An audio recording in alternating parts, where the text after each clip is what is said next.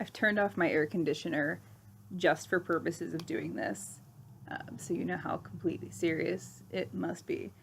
Um, as you can see from the lighting, I look like super sweaty or something.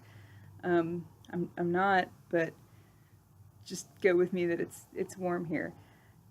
Anyway, we were like I was talking at the end of the last one of these about like shit that had almost happened and how I didn't know it was going to happen in the middle of the original one at all because it was lacking like a lot of things that I injected this time around. Uh, so it was missing the reflections, which I touched on and then like spiraled out of control away from. It was, I don't know if I want to say it was missing. Um, Johnny having problems with his prior selves, but it was not focused on in the same way as it being like a critical thing. Um, I had wanted it to be an issue, and he does like collapse and kind of pass out and get loopy occasionally from it, but it's not. Again, it just wasn't like presented as this is one of the big things that we need to worry about or think about or whatever. Uh, so that was one. Hearing like him hearing stuff was another one where again, like you sometimes got the impression that he was experiencing things differently or whatever, but it wasn't like this is a recurring thing and oh my god, now the voice in your head is blogging, like that kind of stuff wasn't happening in the first one. Um, there was a lot of, and I may have mentioned this last time, but there was a lot of like, we don't know what to do now. Let's go visit Pepito. He probably knows. He was kind of like the plot coupon for a while. Like, let's just, all right, we've stagnated. Let's go walk to his house and like chip off another piece of information from him and then keep going. Uh, but then, this time I was filling it up with all this little stuff to figure out. Like, okay, what's going on with Johnny's the voices he's hearing and what's going on. Hell, even just with the stuff that they remembered, because in the original version, which is more of this going back to like the differences between Johnny and Edgar as people. In the original version, they started out and Edgar remembered like the whole thing. Just well, he remembered the whole.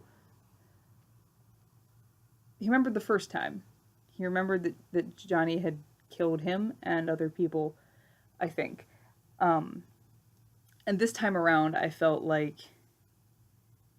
he has some kind of feelings at the start of reSWAN, like memories that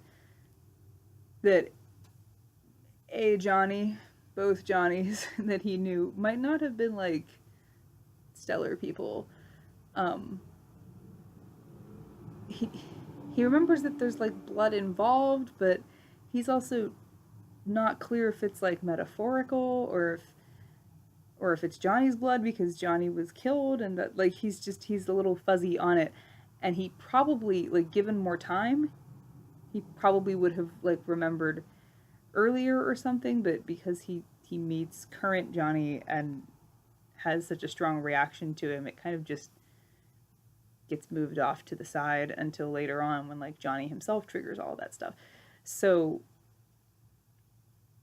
like that that was not a thing in the original one. And like this time I thought I wanted to do it because it was a bit like um the problem with like the homicides that weren't part of Swan, the ones that were just like banned against their will in hell.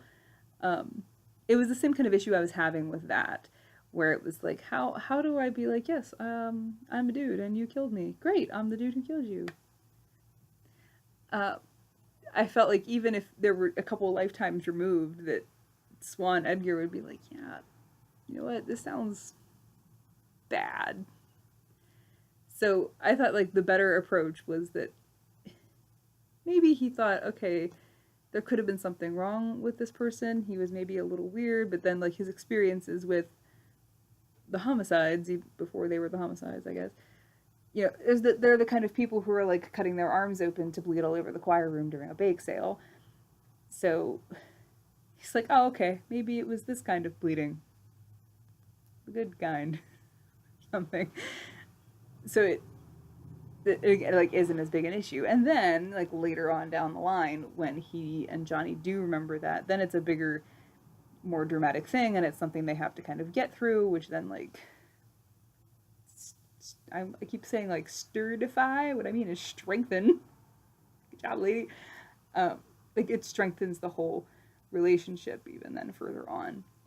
So it was just better to do it that way. But again, like because I made Edgar in the original know everything from the start, there wasn't like anything in this middle section of the story where it was like, oh, I wonder if Edgar's gonna remember soon. You know, okay. even even Jimmy actually like he he did not well, I was gonna say he doesn't like canonically um remember like the big shit until ish. Um, but I think in the original Swan there wasn't a whole lot of mention of that. Like he wasn't having any kind of uh, like identity crisis or concern about like exclusion from the group or whatever because he didn't remember this stuff. It wasn't it wasn't a big like plot point, I guess. And I feel like in general I should talk about Jimmy because uh he became like Mr. Surprise character development. I don't I don't know what happened. Oh no, I do know what happened, and I'm going to tell you about it because that's why we're doing this. So I said this before in a live stream, and I feel like immortalizing it in some fashion because it was good. Um, but what was happening with Jimmy? Um, there's I feel like there. I was about to say there was cultural context, which is fucking wild. Um, so when I started this thing, there was like there was some shit going on with uh the Edgar fandom and the Jimmy fandom. It's like extra ridiculous to say, but it was what was happening. Basically, it was like two camps of people, and like one camp was like shipping Johnny and Edgar, and the other camp was doing um, Johnny and Jimmy, and never the twain shall meet. It was very like it was a very cats and dogs kind of thing, and there were a lot of people who were just like amicably able to be like, hey, chill, cool, right on, you know, and other people who just kind of like kept to their thing and just were doing their thing and not hurting anybody and not yelling at anybody and just doing whatever. But there was this one particular person in like the Jimmy zone who was like hyper aggressive and a little like outrageous. So they tended to stir people up a lot, and there was tensions were high, deaths were faked, things happened. so so here I am like baby's first fanfic. I'm gonna write this story, right? And it's got these two like highly contentious characters in them, and I'm clearly choosing a side. Um, but I wanted to include Jimmy specifically so that like I didn't get a whole bunch of these people angry. Um, which y'all, as you recall, is the same reason why I had like the original Swan Johnny be kind of like a distant asshole. Um, that didn't work out well, but including Jimmy did.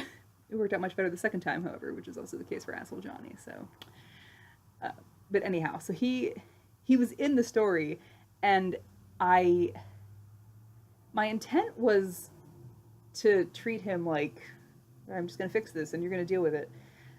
My intent was to treat him like somewhat favorably. Um, he was and always has been kind of like the company punching bag, but it's been in like the most loving way that that group of people can convey. I think. I mean, he's still with them. You know, they could have just been like, "Fuck that kid" and called it a day, but they kept him around. So he mostly just was kind of like antagonistic and then maybe wacky for a good portion of SWAN, if he was even there, because frankly, most of it was Edgar and Johnny. Like, if you thought that reSWAN was heavy on Edgar and Johnny, like, original SWAN was like the Johnny and Edgar show, like guest starring some of these other people, like featuring Pepito. Like, it was Edgar and Johnny, and then all these people. The other one is slightly more balanced, surprisingly. Okay. We just press on. No edits. We record like men. Anyway, so I started out with just like Jimmy, kind of being like company punching bag asshole, but still with like moments, where he expressed something that was like, oh, there could be like a person under there. But it wasn't until after Edgar and Johnny actually got together that Jimmy busted into Edgar's house and threw a fit. Except he did this in like chapter 18, maybe chapter 19. I'm not sure, one of those. But the original SWAN only had 20 chapters. So what happened was Jimmy busts in. Jimmy has this big like emotional offload onto Johnny, like, hey, we used to be a tribe, it used to be just us, and then this guy came in and I got kicked out, and now it's just kind of my lame ass sitting in this trailer, and I'm all alone, and you guys treat me like shit, and just going through like his grievances, and saying some things that you're like, well, okay, you probably shouldn't have broken into their house, but I see why, like, cool motive, but so he did that fine, but as I said, there was only 20 chapters, so we didn't have space. And this is what I said in the live stream, that like in the original story, we didn't have time to care about Jimmy at that point, because we were like, all right, moving on. We got to get on the road. We got to get into a haunted house. People got to die. Hell has Pepito. Things are happening now. And there were little moments where it was like, oh, look, Jimmy, he's a person. But it's still like we had like 2 chapters to give a fuck. And so I went into reSWAN with pretty much those 2 chapters worth of giving a fuck about Jimmy. So then I took Johnny and Edgar getting together and moved that considerably earlier in the story, which moved Jimmy busting in on them much earlier. I also had, prior to the busting in, had been kind of just like working on Jimmy as a person. That he was one at all. Like, he was weird bros with Tenna, which, I thought was great. And like, Devi mostly did not like him, but tolerated him for the sake of everybody getting along, because they're the only people in the world. And then like eventually she does learn to like him, and it's fine. But like, there's bits and pieces of him where you can see like, hey, I can understand why they keep this kid around. It's not completely to be a punching bag. Like, there's references to him like enjoying books and like learning weird things, and he's the one with like the obscure medical knowledge. Not obscure. He probably has very basic medical knowledge, but like, he knows how to use bandages and shit, and is the one that would think of doing things like taking care of people in any way. Like, he's looked all that junk up. He's looked up like psychology and things. Like, he does know some things. He has trouble communicating in a way. Like, he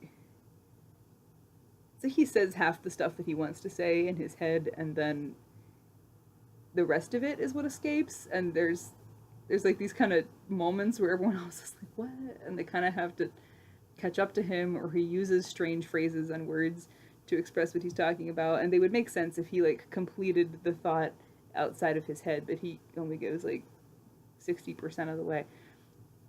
They were just like patterns and things that I decided to give him. And so by the time that he busted into that house, we already cared about him significantly more than we had when he busted into the house in SWAN, which, as you recall, was way down here. And he had so much story to go still. I don't remember what chapter it happened in this version, but it had to have been like at the halfway point somewhere.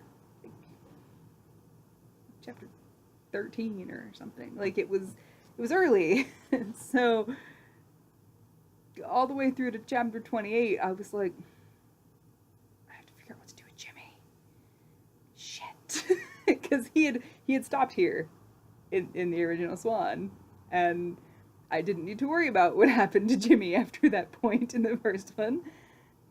So I didn't, and then this time I'm just trucking along like, wow, great character development in this kid, love it. And then when I hit that point, I realized he has to keep developing. Shit, what do I do now? And I had some ideas for him based on stuff that had happened in Ish.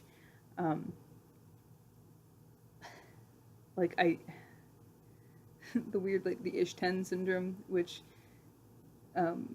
was what like what briefly spawned like the like Edgar, Johnny, Jimmy, like poly chunking.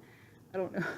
Don't know what to call this. Like it was a thing where it was all three of them for a while, and or even that it was just that like my like beta lady at that point, and I like she read through it, and she came back at the end and she was like, so like here's like little shit, like here's some commas, here's some stuff, this was unclear. By the way, I feel like I just shipped Jimmy and Edgar and I hate my life. And I was like, oh, excellent. Me as well. Me as well. So I did some writing in that vein and tried to see like if there was something that I could make work there. If it were just Edgar, probably yes. But I think we've concluded across the board that Edgar would be good for anyone. Because Edgar is just good. But Johnny is not a sharer in any way. So that isn't going to work. So I'm sitting there with Jimmy busts into the house. Now what? And I have all these threads. Like, okay, he could theoretically, like, if I somehow managed to work it out, he could theoretically end up living with Johnny and Edgar. That's a possibility. And so, kind of like springing from Ish 10 syndrome, where Jimmy and Edgar were suddenly like weirdly compatible and chilling, I was like, I'm pretty sure that once Jimmy experienced like real Edgar, but like once he experienced somebody actually like considering him or being kind to him or something, like he would see the appeal of Edgar versus being like, what the fuck is with this dude?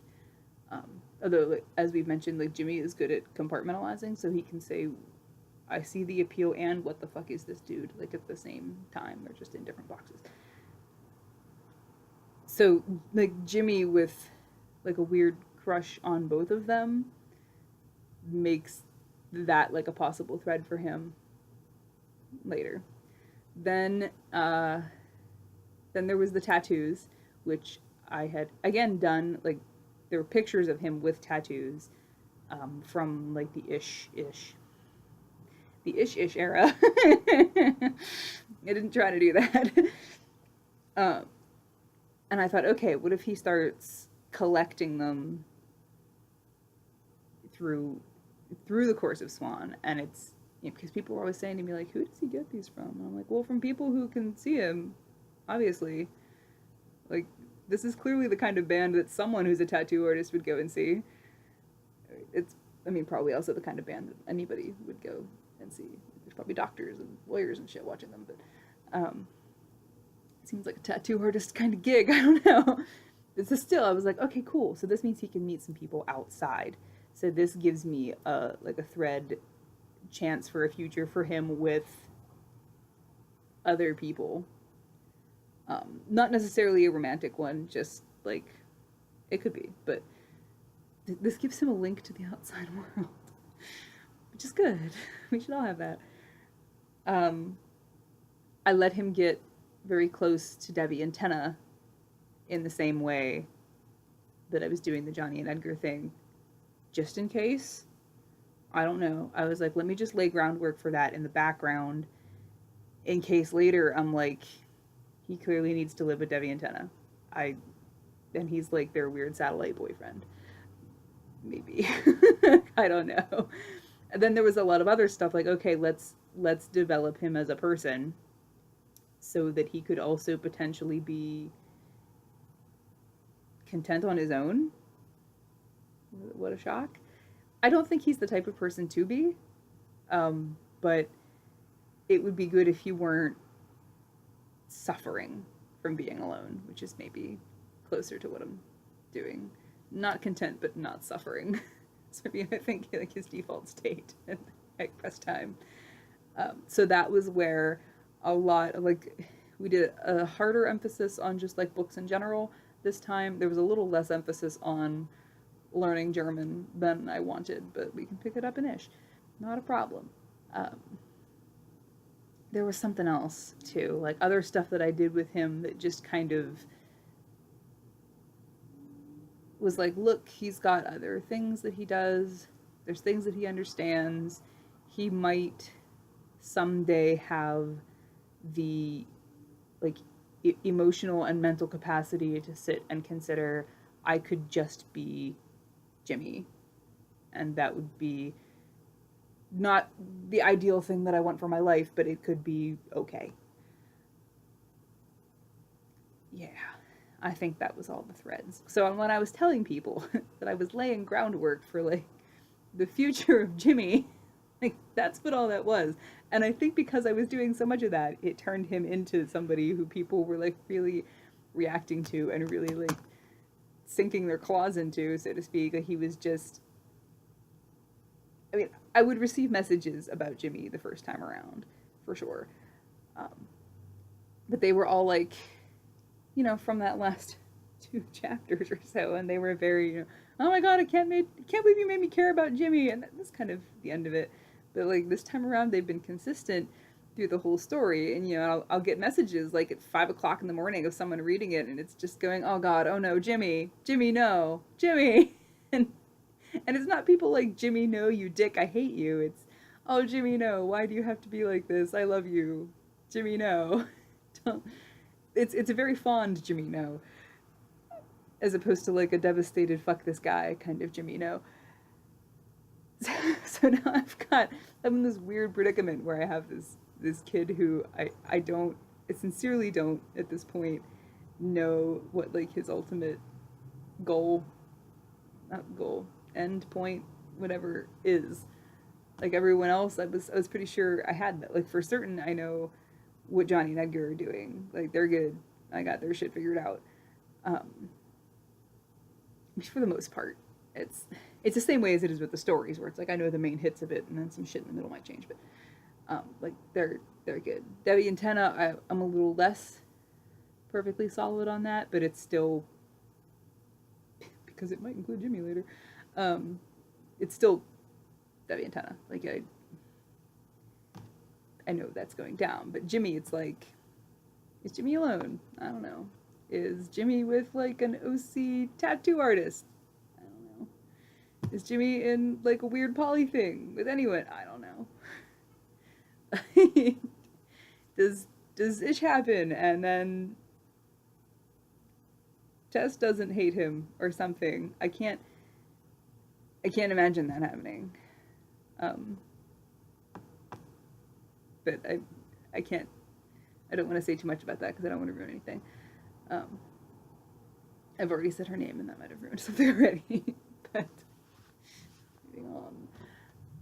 So I really don't, and I feel like I know more now than before. Like the thing with Jimmy's tattoo people, I got really close to letting that be a completely positive experience for him. But I was also interested in him having a bad experience. Most of his experiences are bad. I would concede this point. But I was interested in him having a particularly bad experience outside the little group. And having him kind of erroneously decide that everything outside was bad then. that like everything outside was going to betray him on some level. They all kind of made that decision after Johnny died this time around. Like they very concretely had bad reactions to the rest of the planet. Like Edgar deeply mistrusts the motivations of other people now. People who are not his crew. Like the people who made money off of Johnny dying, and you know, the people who were like mourning on TV, like those sorts of people. And he really has no way of knowing like what kind of people they're going to run into. Uh, but he mistrusts them all as people who are capable of that. Jimmy distrusts now people saying like genuine or kind things to him. Probably except for Edgar, even. Like Edgar and Tenna, maybe the only people he'll buy that from. But like outside that little bubble, he's thinking like, what are you trying to get from me? What way are you starting to take advantage of me? And he may climb out of that again, because I do kind of like the idea of him having like a weird tattoo artist boyfriend, and I think he did too. He really wanted to do that. So he may get over that. But I also, like, on the flip side of all of this, I kind of like the idea of Jimmy himself just being like a representation of the kind of consequences that like living in a group of just like 5 or 6 people would have. And it's weird because I don't consider this story like a cautionary tale against just having like 6 friends. It's not. But I mean, I guess it's not the same. It can't ever be the same. There's no like real life like analog for this. There's nothing like undiscovered tribes and shit, I guess. But even then, there's so much more, many more people than. Yeah, so there's not like a direct thing I could compare this to, at least not off the top of my head. But I thought about him being the vehicle for showing some of the downsides of living like this. They all have some downsides. I guess they're all experiencing some of them, but maybe Jimmy got some of the brunt of them. I don't know. I never expected to have to worry this much about Jimmy. Like, damn, okay. This took a strange turn. And it's going to take a stranger turn, as far as I know. I was talking a little bit on Tumblr about how much Ish has changed because of how much everybody has changed during the course of reSWAN, that now, like, Ish is almost more unrecognizable as them than even the original Swan was, despite it being newer. It's just, it feels like completely alien. Like I'm reading it and I'm like, it's like reading weird fan fiction of my own stuff. It's completely wild. So there's a lot of stuff in there right now. I'm doing this in like the most non-spoilery way possible. There's stuff in there right now, like in the original Ish, that has Edgar taking a very concerned, like caretaking kind of role, but not for Johnny. Does it make sense if he does it for Johnny? But like it's, I don't know, Edgar is the one who suddenly has all of this concern about like childhood psychology and like development, and is suddenly really able to like drop everything and prioritize the needs of a small child. I don't think he is going to be able to do that this time. But I think Jimmy might. And so it'll be weird for like the person who's making like rational statements about what should probably happen to kids switch from Edgar in the original to Jimmy now. Which, as I'm sitting here processing that out loud, is going to make some of his later revelations about remembering a little more extra fucked up for him. He's gonna have a time. That's like the only concrete thing I know that is happening to Jimmy, is that he's gonna remember and he's gonna have a time. And it's not gonna be pretty. It was it was both like a thing and kind of a non-event in the original. Um, I think because we hadn't been focused on the fact that Jimmy didn't remember all that time, so that once he did, it was just kind of like, oh, there's another interesting event that is happening here in this fucked up story about these fucked up kids. It wasn't like, oh god, sudden plot point, and he kind of was done with it after, like, he went to bed and was yelling, and then in the morning, I guess he's chill. I could be wrong, I haven't actually gotten back to that point, but I remember it being very, like, we're done.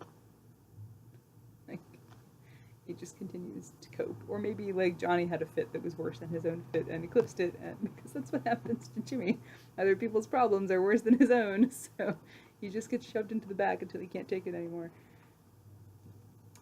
Yeah, that's gonna be something.